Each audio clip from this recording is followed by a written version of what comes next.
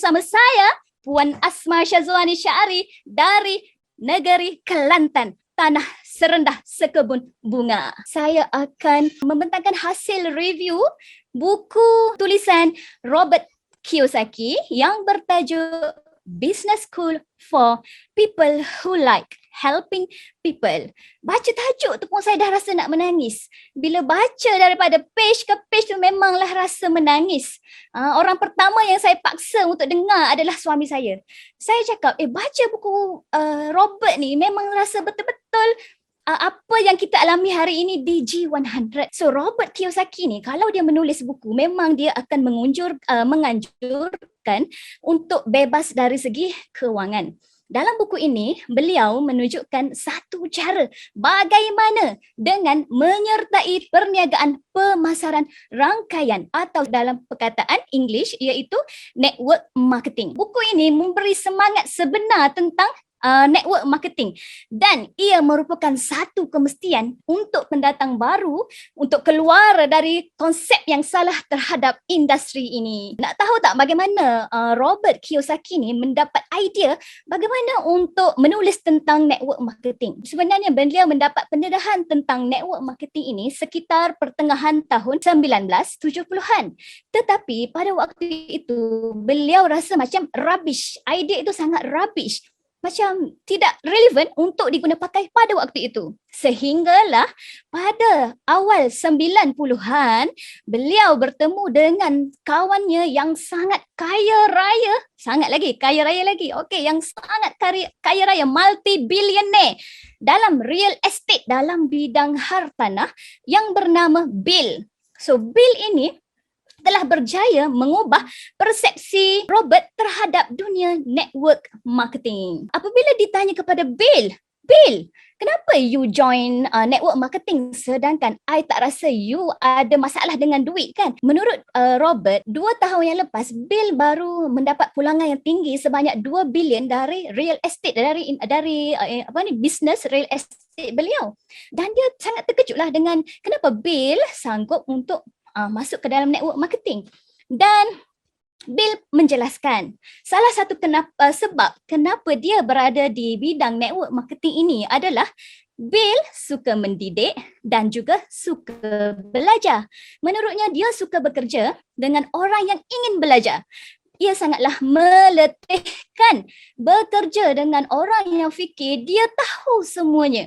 Dan di dalam pelaburan hartanah, menurut Bill, dia cakap dia ramai je jumpa dengan orang yang macam tu. Bagi Bill, mereka yang masuk ke dalam dunia network marketing ini bermakna mereka seorang yang dahagakan ilmu, yang mencari jawapan baru dan bersedia untuk belajar. Bill menjelaskan lagi, bisnes ini menyediakan peluang untuk kita berkongsi ilmu apa yang kita pakar tentangnya serta kita berpeluang untuk terus belajar daripada orang lain.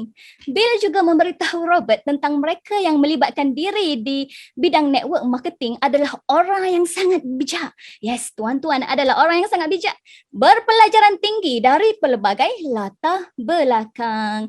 Ramai yang tidak mendapat pendidikan formal di dalam bisnes berada di sini dan belajar tentang ilmu bisnes untuk menuju financial freedom. Jadi bersesuaianlah bagi Bill kerana menurutnya dia adalah seorang yang suka mendidik, dia juga suka belajar, seterusnya mencintai bisnes ini.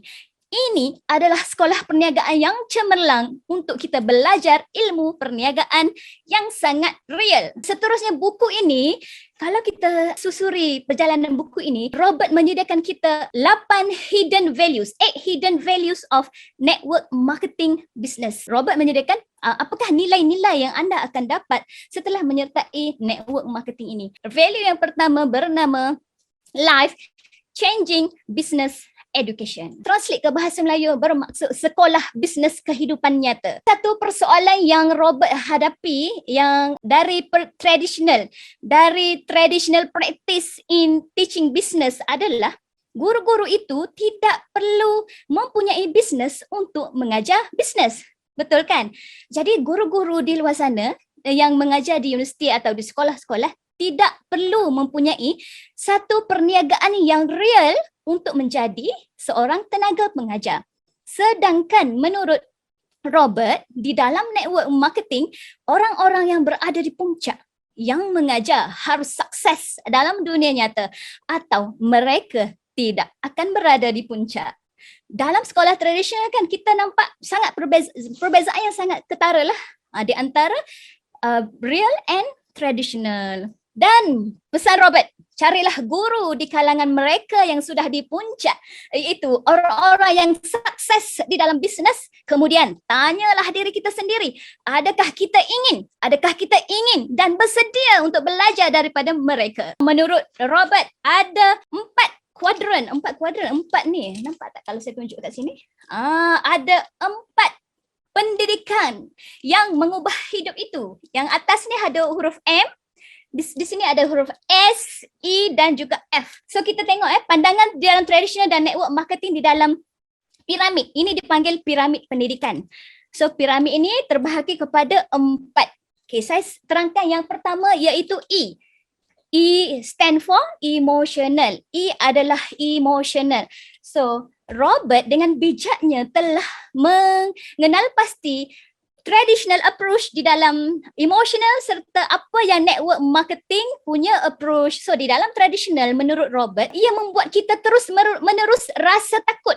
Secara lebih spesifik, kita takut melakukan kesalahan yang mengarah kepada takut gagal. Kan contohnya pembelajaran kita di sekolah. Seringkali takut melakukan kesalahan kerana takut dimarah oleh guru. Jadi sebenarnya di dalam dunia network marketing yang sebenarnya mengawal rasa takut itu perlu. Dan di dalam bidang tradisional, guru menggunakan rasa takut gagal untuk memotivasi Robert dengan mengatakan hal-hal yang seperti, kalau kamu tidak mendapat keputusan yang cemerlang, kamu tidak akan mendapat pekerjaan dengan gaji yang besar. Dan juga kita seringkali dihukum sekiranya melakukan kesalahan. Okay? Di sekolah, Robert menceritakan secara emosional belajar untuk takut melakukan kesalahan. Masalahnya kan di dalam dunia nyata kita harus melakukan kesalahan dan belajar daripada kesalahan-kesalahan tersebut. Apa yang berbeza dalam dunia network marketing? Kita didorong untuk belajar dengan melakukan kesalahan, memperbaiki dan menjadi lebih cerdas secara mental ataupun emosional. Menurut Robert, ketika beliau sedang belajar di dalam dunia corporate, para pekerja yang tidak mencapai target akan dipecat. Itu adalah traditional approach. While in network marketing, fokus pemimpin adalah bekerja dengan orang-orang yang tidak begitu maju dan dan bagi semangat, boost motivation kepada mereka untuk menjadi lebih baik. Kan? Jadi di dalam dunia network marketing ni, kita didorong untuk melakukan kesalahan, memperbaiki belajar dan terus grow. Itulah pendidikan yang mengubah hidup, pendidikan yang hampir berlawanan dengan pendidikan tradisional. Yang kedua, saya akan pergi ke huruf F. F ini bermaksud fizik. Apa itu fizik? Fizik ni ringkasnya orang yang takut melakukan kesalahan tidak akan banyak belajar kerana mereka tidak banyak melakukan. Betul tak? Kan kita tak akan banyaklah belajar kerana kita stop from try new things. Jadi kebanyakan orang tahu bahawa belajar sebenarnya adalah proses fizik maupun proses mental. Membaca dan menulis adalah proses fizik. Sama juga dengan kita main badminton. Kita main badminton adalah proses fizik. Menurut Robert, perusahaan-perusahaan pemasaran jaringan atau network marketing ini semuanya mendorong pembelajaran fizik sebagaimana mereka mendorong pembelajaran mental. Mereka akan mendorong you pergi keluar dan menghadapi ketakutan dengan bertindak seperti apa yang Abang Long haruskan bagi talk on booth marketing untuk booth kan, untuk kita pergi keluar menghadapi ketakutan, berjumpa dengan ramai orang, bertindak, melakukan kesalahan, belajar dari kesalahan dan menjadi lebih kuat secara mental, secara emosional dan secara fizik dari prosesnya. S, spiritual. So spiritual ni Robert dia tak banyaklah highlight on spiritual, tapi kita tahulah kita boleh kaitkan dengan keagamaan, ya, doa, ikhtiar, tawakal, apa semua itu kan yang berkaitan dengan spiritual. Seterusnya adalah D berkomunikasi secara mental. M itu refer to mental. Okey, apa yang kita dapat daripada mental, biasanya tidak banyak yang terjadi jika pengajaran hanya menyangkut mental. Kita semua pernah berkata, saya akan mulai mengurangi berat badan minggu depan ataupun esok. Betul tak? Tetapi yang hairannya berat badan kita terus bertambah. Kan? Atau kita juga mengatakan saya akan menjual dan merekrut lebih banyak bulan depan. Jadi apa yang dapat apa yang kita buat kita hanya mengatakan dan kita tidak membuatnya. Kenapa ini berlaku? Ini berlaku kerana perubahan itu merupakan kegiatan mental. Hanya kita ubah di mental sahaja. Dalam banyak hal perubahan yang sebenarnya memerlukan keempat sudut dari tetrahedron tadi, piramid tadi. Perubahan memerlukan keempat-empat itu.